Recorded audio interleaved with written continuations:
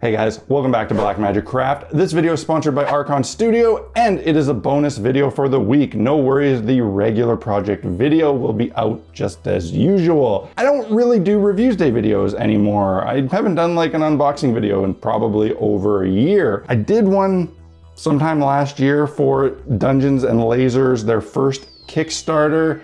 And when they came back to me saying, hey, we're doing round 2, we got the new versions, we got another big crazy Kickstarter coming up, can you please do an unboxing video? I said, nope, don't do them anymore. But they twisted my arm. They let me know that they had polled their backers and followers and asked who they wanted to see make an unboxing video, and I was the #1 choice. Who am I to say no to all of the people that really wanted to see me open up these products? I don't actually have a ton of information on this Kickstarter because I'm not privy to a preview. I don't know pricing or anything like that. I do remember that on their first one, the pricing was very fair for these sets, and that Kickstarter did really, really well. It's my understanding the basic set is very similar to the first one with some slight improvements, and there's some new options and all that. So I think that this campaign is going to be useful for people who already are invested from the first wave, as well as people who are just getting started with the project. I got a basic fantasy core set that has 78 parts. There's a torture chamber fantasy room, which I guess is a different sculpt and a different theme, little door set, and these stretch goals, fantasy and sci-fi themed. And this is like a lot of scatter terrain and clip-on stuff by the looks of it. In the first one, there was different themes like sci-fi and a bunch of different stuff. And I assume there is here too, because there's sci-fi doors in this one, but everything else they sent me seemed to be of the fantasy variety. So let's crack one of these open. I suppose it makes sense to start with the core set here. Now, if I remember, there's gonna be a lot of sprues in here. Yes, there indeed are many sprues. Just like the first one I reviewed, you have a whole bunch of the same sprue because essentially you have some wall sections and door sections that are repeated across the set. This one looks like it's all floors, and this one is all the clips that hold them together. So the details on these look really nice. Nice pronounced details that will be really easy to paint. There's a video I saw where these were painted with a really nice technique. It was really simple using, I think, only dry brushing. I'm gonna find that video and I'm gonna link it down below and up there so you can check that out and see how some of these look painted. One change that I've been told about from these versus the first set is they've made the tiles bigger. The original grid spacing was 25mm standard kind of squares. They've increased them to 30mm. This way, once you put the walls in place and you have character minis that have swords and weapons that protrude past their base, they fit in a little bit more nicely, and there's a little bit more room. 30mm squares, or 1.25 inches, however you want to do it, slightly bigger square sizes are a really nice standard to work with. These all need to be clipped from their sprues, and it will take a long time to do all of them. So I'm going to take a quick peek at what's in the other boxes, and then I'm going to snip a bunch of these and see how they fit together. I just have one example of the doors here, single sprue pack. Styles from both sets. You got some nice wooden dungeon doors, magical portal, kind of dwarven style. Same on both sides, obviously. And then you have some sci-fi stuff to match the sci-fi tiles. These ones are kind of like more like a spaceship. And this one is really Geiger-esque with that nice xenomorph style artwork. These are really detailed, probably very easy to paint. They would lend themselves well to dry brushing and washes for sure, because there's really crisp details on these. Then we got the torture chamber set. Very similar to the fantasy core set, except they have some more interesting wall sections, some of which I recognize from the first set I reviewed. I'm pretty sure these coffin wall sections were in it, but I don't remember these ones with torture tools. This is really cool. Arched doorway, made up of bones, reminiscent of European crypts that are full of bones, some skeletons chained up on the wall, floor tiles with like little prison grates, which is kind of nice. The floor tiles got this nice wooden texture, wooden planks, and little skull details. So I assume this is enough to make one little room. Now let's take a look at what's inside this, because this is what's most appealing to me, because I use a mix of all sorts of tiles and battle mats and everything, and I have a feeling that these will be universally usable. All sorts of goodies here. Yeah, tons of little scatter terrain pieces. Coffins with skeletons, spike traps, statues, a weird tree with a skeleton in it, candle holders. This is really nice. Candles are one of those things that are difficult to make, really dress up a room. I have some from another company from the terrain crate, and they're of a soft plastic and they get kind of floppy, which is annoying. These will be nice hard plastic and stay more firm. You got some pillars here, weapons racks. Ooh, little spiral staircases which clip together, which is nice. Alien weird eggs. Hey, I made something like that in the past, but if you don't want to make it. Treasure chests, little decorative pieces like sconces and what look like gargoyle heads that could probably clip onto the walls. Levers for some kind of mechanisms. This one's all sci-fi here. You got some kind of radioactive container, weird just bulkhead bits, and these would be really handy for building futuristic terrain if you don't want to use it as scatter pieces, just tacking it on little greebles to whatever building you might make. More of the sci-fi stuff. Ooh, I like these little containers here. Nice fans, these are really nice. 2 distinctly fantasy themed sprues and 2 distinctly sci-fi themed sprues, and these little ones which look to be staircases. They both contain a fantasy stonework kind of castle staircase and what I think is a sci-fi kind of staircase. Really, really nice. So I'm gonna clip some of these, put them together and see how the locking mechanisms go. It would take a whole day to clip all of these, so I'm just gonna clip out some.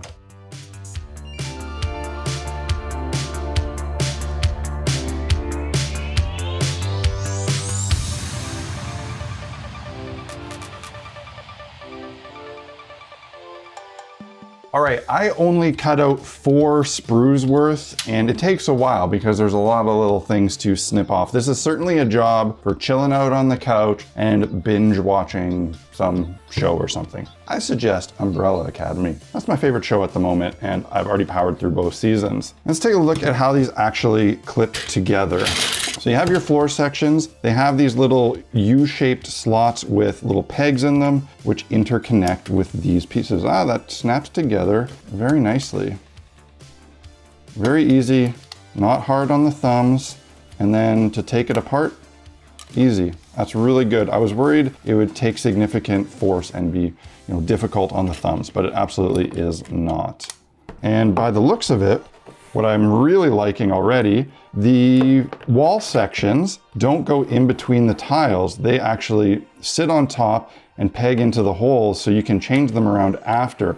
There's this problem with any type of tile system that when you put tiles or walls in between floor tiles, it screws up the spacing, because once you go from one room across walls and reconnect in other rooms, it throws off the pattern. And if you set the walls on top, then you lose that space within the rooms, making things tighter. These walls are fairly thin, and because they've done these squares at 30 millimeter, that's gonna free up the space. So I think this is actually the best solution for this problem. One issue I'm seeing, because I just clipped these sprues very quickly, there's still that little nub from the sprue, because the clippers don't actually get things super close. Of course, if you were doing this for yourself, you would take the time to clean up these little nubs here on all the pieces, especially like on the walls and stuff before you paint them. But I will say the nubs and the seam lines are pretty minimal for injection molded plastic. You just do a nice scrape across the top and you're ready for painting. The mold lines are all on the edges. There's nothing across the detailed faces. So that makes cleanup a lot easier. Yeah, it seems like everything connects together really nicely. The only issue is when the nubs from the sprues aren't cleaned up, and that includes the ones on these tiles. That is certainly not a fault of the product. I mean, when you assemble models, you gotta clean up those sorts of things. Yeah, I can confidently say that this system is really nice to go together as long as you take the time to clean up the plastic pieces as you're snipping them from the sprues, which is something you probably want to do anyway, right? You're not going to want to have these visually on the pieces either. Okay. So how does that work? The walls go in the middle, That makes sense. How do you attach the walls to the outside? Is that what these are for? There are some clips that are just like half pieces. Aha. So that's what's needed for the perimeter.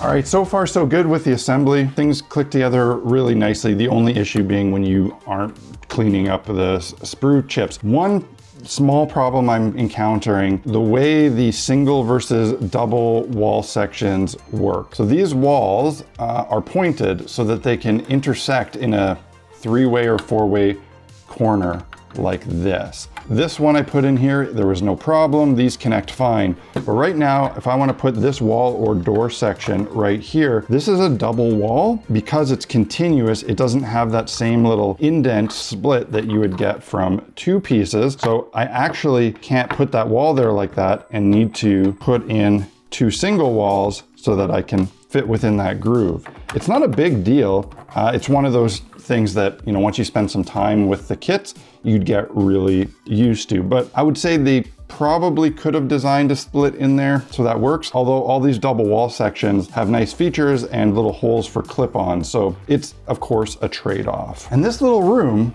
was made out of 2 sprues from the Fantasy Core set, 2 from the Torture Chamber set, and then snipping out a couple other random pieces. So call it 5 sprues worth. And in the basic set, there's still this much. So you can make a pretty giant room out of one of these sets. I'm actually surprised with how much room you get out of a couple sprues. What I'm also really, well, not surprised, but impressed by is how well this stays together. Like, this is pretty damn good.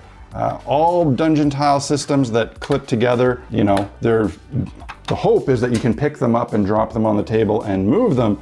And sometimes they're really floppy. They'll stay together, but they'll sag and be floppy. This is like, come on. That is very impressive. That's really good. Okay, maybe don't do that. Under normal amounts of movement, it holds up really well. And I'm not gonna edit that out because that's not how I roll. I really don't think that that is a dig on the product to have come apart throwing it around like that. Realistically, you get your sets together, maybe put off to the side, and when you want to drop it on the table for the appropriate time in the game, you know, you're gonna move it like this. It's gonna be just fine. What's nice is that you can also set it up so that if you have one room section like this built and then another section here, as long as you put the appropriate 2-sided pegs on, you could then bring a second room and clip it in and keep the adventure moving forward. Now these little extra bits, there's a few interesting ones that I want to clip off here. One being the spiral staircase. Now there's a little nub here. I feel like that's meant to connect somehow. Oh, it sits on top like this. That's cool. It's notched out so that you can place it on a wall. It doesn't clip in, which I'm surprised by, but this way you can put it wherever you want. But there's these holes in the wall, which are definitely meant for things to clip into. I don't know that you need to have these sort of little features modular and changing like as you play the game. I would probably end up just gluing them in place, but I like that you have the option to finish off the walls in a few different styles.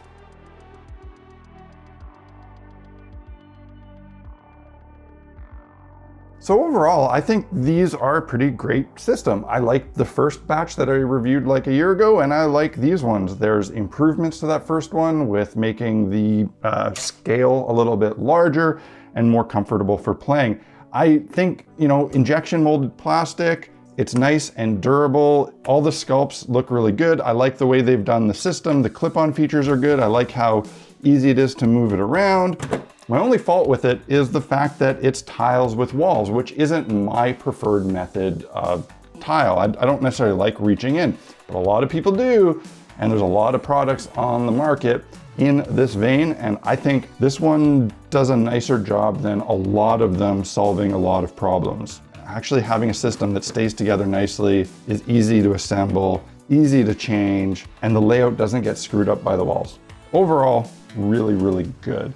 I don't know what the pricing is like. When you're watching this video, the Kickstarter may now be live. If it is, you can discover all the pricing and other options I'm sure they have available for yourself. I will put a link in the description below to the Kickstarter page if it's not live yet. There you can enter your email to get notified when it does go live, or maybe it is, I don't know. But yeah, check it out. If you're in the market for affordable injection molded plastic, dungeon tiles, accessories, this is a really, really good option. But make sure that when you get your fulfillment, you set aside a fair bit of time to snip off and paint all of these, because there's a lot. Thanks for watching the video. I hope you enjoyed it. Let me know in the comments section what you think. Most importantly, if you were a backer on the first Kickstarter and you have these, let everybody know in the comments section your opinion, your feedback, what you thought. Are you backing it a second time? You don't have to take my word for it. Check out the comments what average people who bought these have to say. That's it. See you again for the next video. Cheers.